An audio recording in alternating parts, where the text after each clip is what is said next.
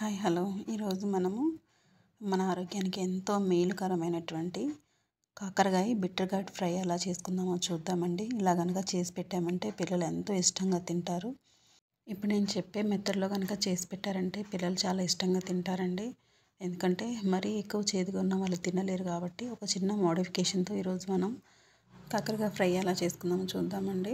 అందుకు నేను ముందుగానే కాకరకాయలు తీసుకొని మనం ఎప్పుడూ రెగ్యులర్గా కట్ చేసుకున్నట్టు కాకుండా ఇట్లా చిన్న చిన్న దొండకాయలు తర్వాత ఇవి కట్ చేసుకున్నట్టు చిన్న ముక్కలు కట్ చేసుకోవాలండి.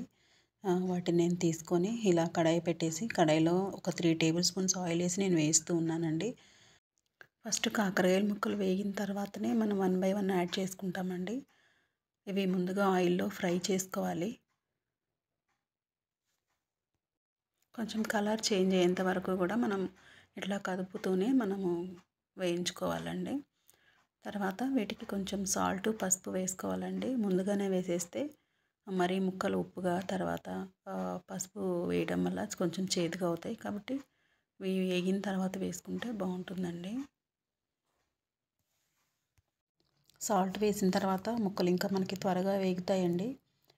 తర్వాత నేను వీటికి కొంచెం చేదు ఎరగడానికి నేను ఒక 2 టేబుల్ స్పూన్స్ షుగర్ వేసుకుంటున్నానండి. చూస్తున్నారు కదా, 2 టేబుల్ స్పూన్స్ షుగర్ వేసుకోండి. ఈ షుగర్లో ముక్కలు వేగటం వల్ల దాంట్లో ఉన్న చేదు విరిగిపోతుందండి. నేనైతే ఇక్కడ నా దగ్గర బ్రౌన్ షుగర్ ఉంది, అది యాడ్ చేశాను. తర్వాత ఇవన్నీ వేగిన తర్వాతనే పోపు దినుసులు వేసుకోండి. ముందుగానే వేసుకుంటే ఇవన్నీ బాగా మాడిపోతాయండి. తర్వాత కొంతసేపు వేయించిన తర్వాత మళ్ళీ ఆనియన్స్ యాడ్ చేసుకోండి. నేను ఒక మీడియం సైజ్ ఆనియన్ యాడ్ చేసుకున్నాను.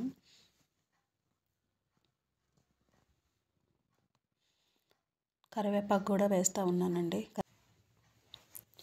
ఆనియన్స్ వేసిన తర్వాత మనకి ఎక్కువసేపు పట్టదండి. కరివేపాకు ఆనియన్స్ కొంచెం అట్లా వేగేసరికి మనము కారపొడి ఏం కావాలో అది రెడీ చేసుకొని పెట్టుకోవాలి.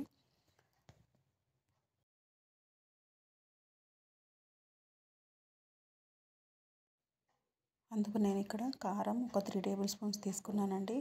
ఒక హాఫ్ చిప్ప వరకు కొబ్బరి తీసుకున్నాను. ఒక 10 to 12 వెల్లుల్లి తీసుకున్నాను.